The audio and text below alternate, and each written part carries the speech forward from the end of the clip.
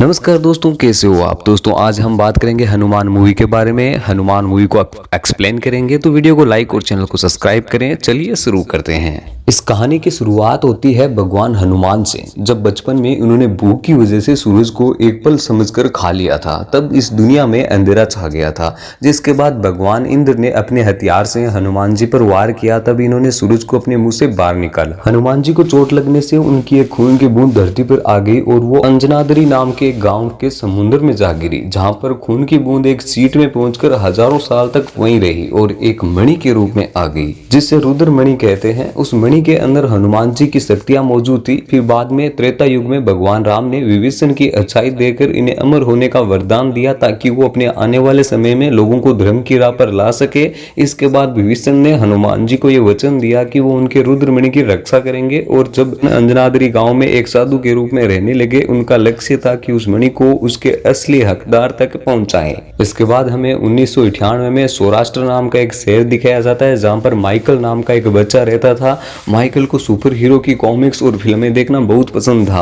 वो खुद को बड़ा होकर एक सुपर हीरो बनाना चाहता था। माइकल की स्कूल में एक लड़का था श्रीनिवास नाम का, और श्रीनिवास जो पढ़ाई में बहुत ही होशियार था, उसे भी सुपर हीरो पसंद थे। एक दिन स्कूल में कुछ लड़के श्रीनिवास को तंग कर रहे थे, तब माइकल उन लड़कों से श्रीनिवास को बचाता है। इसके बाद वो दोनों अच्छे दोस्त बन जाते हैं। श्रीनिवास के साथ मिलकर माइकल अक्सर अजीबो हरकतें करता है। कभी वो खुद को मकड़ी से कटवाता है, कभी स्पाइडरमैन बनने की कोशिश करता है, तो कभी छत से छलांग लगाता है। सुपरमैन बनने की कोशिश। इन सब हरकतों से माइकल के माँ बाप काफी परेशान हो गए थे। वो उसे हमेशा समझाते कि सुपर हीरो सिर्फ फिल्मों में होता है, असल जिंदगी में नहीं होता है। माइकल को लगने लगा था कि उसके माँ बाप ही उसके सपने के बीच में रुकावट है। माइकल का मानना था कि स्पाइडरमैन और बैटमैन जैसे हीरोज अनाथ थे, इसलिए अगर उनके माँ बाप भी मर जाए तो वो एक सुपर हीरो बन जाएगा। फिर एक रात माइकल अपने घर में आग लगा देता है और अपने माँ बाप को अंदर लॉक कर देता है, जिससे उन दोनों की मौत हो जाती है। इसके बाद कई साल बीत जाते हैं और माइकल और श्रीनिवास को सिरी कहते हैं, तो दोनों बड़े हो जाते हैं। सिरी अब एक साइंटिस्ट बन गया था, जो कि माइकल के लिए काम कर रहा था। वो उसके लिए एडवांस वेपन और गैजेट्स बनाता है।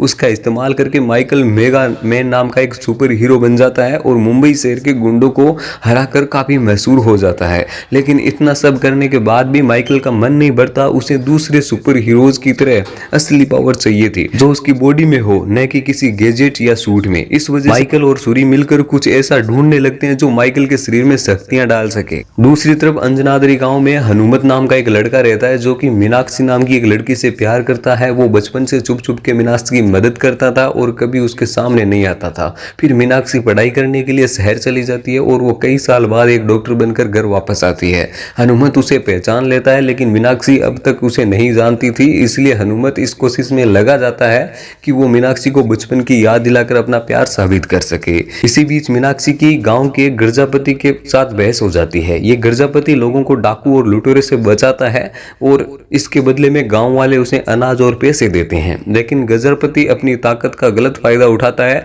और लोगों से जबरदस्ती वसूली करता है। मीनाक्षी उसे कहती है कि गांव अब बदल चुका है और यहाँ पर डाकू का खतरा नहीं रहा है, पहले के टाइम में था, अब कुछ नहीं है, इसलिए इसकी कोई जरूरत नहीं है। यह सुनकर गर्जापति को बहुत गुस्सा आता है और वो मीनाक्षी और गांव वालों पर डाकुओं से हमला करवाने का प्लान बनाता है।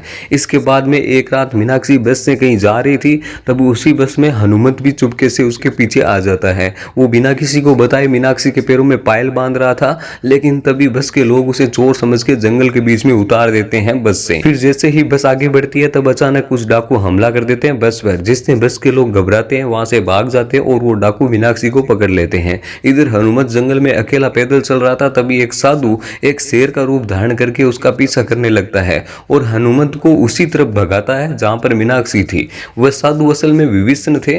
फिर जंगल में हनुमत को मीनाक्षी की चेन मिलती है, जिससे वो समझ जाता है कि उस पर कोई मुसीबत आई है, इसीलिए वो उसके साथ पहुंचता है और अपनी गुलेल से डाकू को वार करता है। तब डाकू मीनाक्षी को छोड़कर हनुमत के पीछे पड़ जाते हैं और उसे बुरी तरह से घायल करके पहाड़ से नीचे फेंक देते हैं, जिससे हनुमत सीधा समुद्र में जा गिरता है। वहां पर पानी में उसके हाथ में मीनाक्षी की चेन छूट जाती है और एक चमकते हुए पत्थर पर गिर जाती है। यह पत्थर असल में हनुमान जी के खून से बनी रुद्र मणि थी।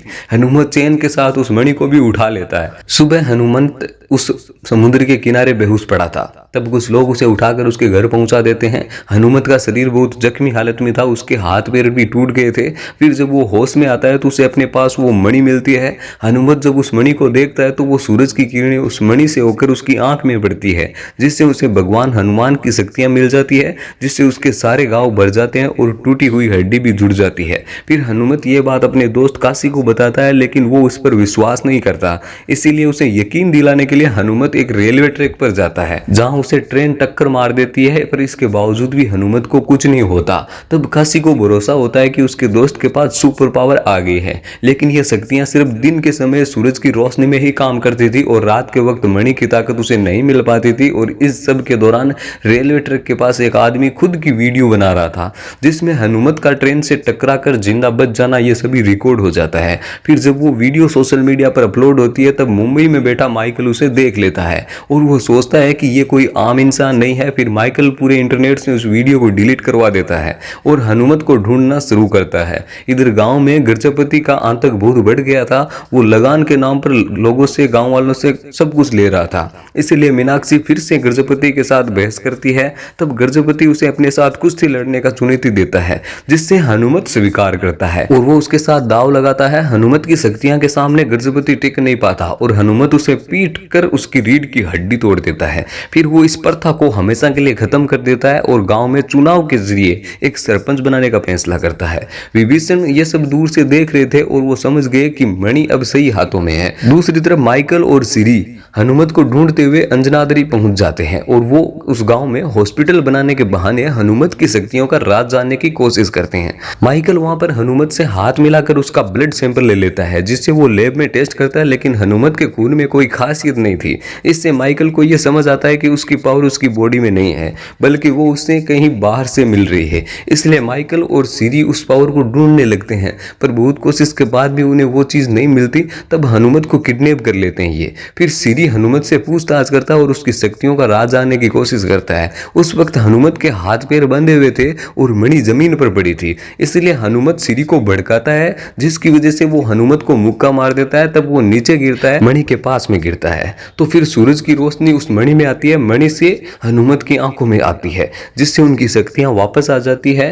तब वह उन सब से लड़के वहां से भाग जाता है। इधर गांव में सरपंच का चुनाव ऐलान होता है, जिसने गुस्सा होकर गर्जपति मीनाक्षी को मारने के लिए गुंडे भेजता है। इसलिए हनुमत अपना गुलेल लेकर उन गुंडों को मारने पहुंच जाता है। लड़ाई के दौरान गुलेल की एक गोली मीनाक्षी के पास आकर गिरती है, जिसे देखकर वो समझ जाती है कि बचपन में जो लड़का छुपकर उसकी मदद करता था वो हनुमत ही है। इसलिए मीनाक्षी भी उससे प्यार करने लग जाती है। तब हनुमत उसे अपनी मणि के बारे में बता देता है। इसके बाद वो गर्जपति के घर जाता है और उसे दुश्मनी भुलाकर सुधरने के लिए कहता है। बदले में वो उससे सरपंच का चुनाव लड़ने का मौका देता है। फिर हनुमत अपनी शक्तियों से गर्जपति की रीढ़ की हड्डी ठीक कर देता है। दूसरी तरफ माइकल हनुमत की किडनैपिंग का सीसीटीवी फुटेज देखता है, जिससे उसे पता चलता है कि हनुमत को पावर उस मणि से मिल रही है और ये बात सिरी को वो बताता है और उसे एक जहर बनाने के लिए बोलता है, ताकि पूरे गांव को खत्म करके उस मणि को हासिल कर सके। लेकिन सिरी इसके लिए राजी नहीं होता, क्योंकि वो समझ गया था कि जिससे वो सुपर हीरो समझकर मदद कर रहा है वो असल में एक विलन है।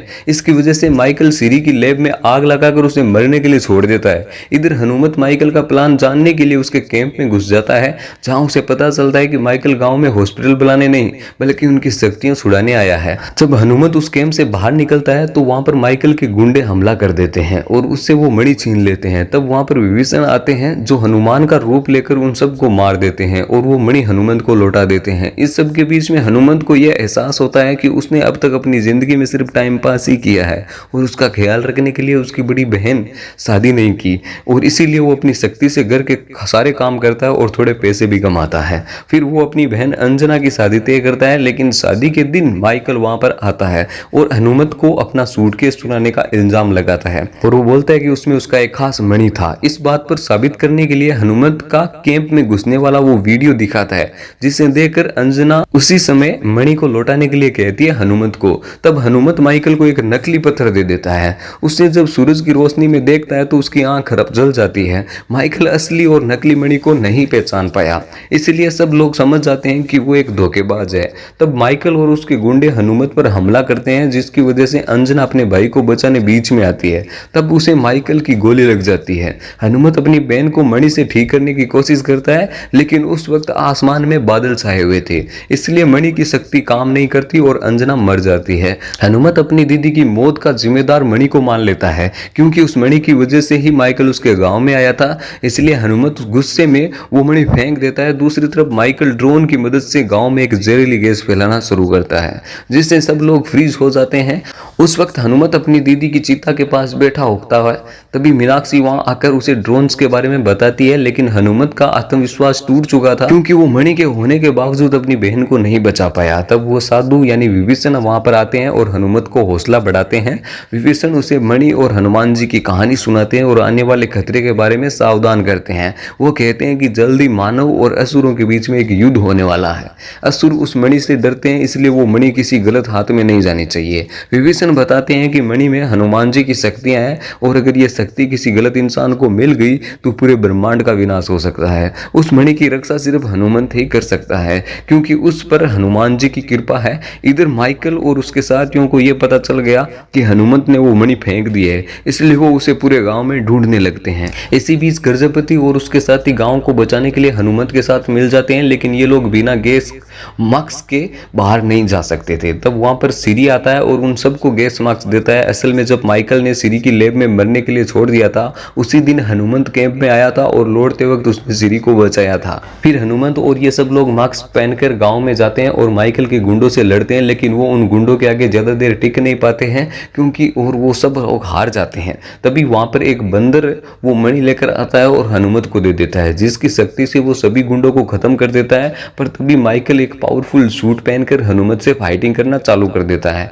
और वो उसे अच्छी टक्कर देता है। लड़ाई के बीच में हनुमंत एक जलते हुए सिलेंडर को आसमान में फेंककर सभी ड्रोन को तबाह कर देता है, जिससे गांव के सब लोग ठीक हो जाते हैं। फिर माइकल और हनुमंत में काफी देर तक बहुत खतरनाक लड़ाई होती है, लेकिन आखिर में हनुमंत उसका सूट तोड़ देता है। पर तभी उसके हाथ से वो मणि छूट जाती है और माइकल को मिल जाती है, जिससे लेकर वो एक हेलीकॉप्टर से भागने की कोशिश करता है। तब हनुमंत एक बड़ी सी गदा लेकर उस हेलीकॉप्टर पर हमला कर देता है, जिससे वो तबाह हो जाता है और माइकल मर जाता है। लेकिन उस हेलीकॉप्टर के ब्लास्ट की वजह से मणि टूट जाती है और उसके अंदर का खून हनुमंत की आंखों में चला जाता है, जिससे हनुमान जी की शक्तियां हमेशा के लिए उसके शरीर में आ जाती है और अब हनुमंत को उड़ने की भी पावर मिल जाती है। दूसरी तरफ राक्षस और असुरों की सेना जो अब तक रह रही थी, वो मणि के टूटने से बाहर आ रही है, जिन्हें रोकना अकेले हनुमंत के बस की बात नहीं थी। इसलिए भगवान हनुमान, जो कि सदियों से हिमालय में ध्यान कर रहे थे, अब वो जाग जाते हैं और वह हनुमंत के पास पहुंच जाते हैं।